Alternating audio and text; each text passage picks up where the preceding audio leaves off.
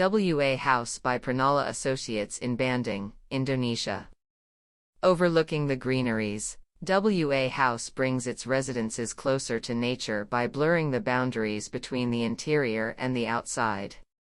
Entering the house is a journey itself. As we stepped into the entrance, the ripples of water from the koi pond led us to the main living area. The stairs to the upper floor direct its residents and visitors alike to the open space where a massive glass window presents us with beautiful scenery. Since the beginning, the client has requested to use glass as they wanted to emphasize the view outside. Therefore, Pranala Associates came up with frameless and thin-framed windows that created an impression of how the space blended perfectly with nature. When building this glass-filled room, we mainly focused on how the space directly faces the west. To avoid the scorching sunlight, an automatic blind mechanism was made that could help filter out the sun during the afternoon while at the same time providing privacy to the homeowners. We also installed air conditioners to control the room temperature.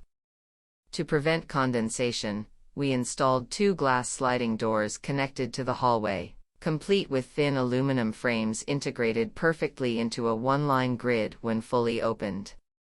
Next to the swimming pool, right under the glassed space, there is a man's cave accessible by going downstairs right after entering the foyer.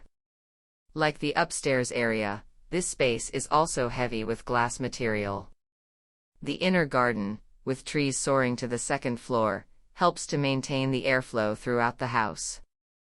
WA House is divided into 2 masses. One is intended for public and semi-private areas, while the other is for service and private areas.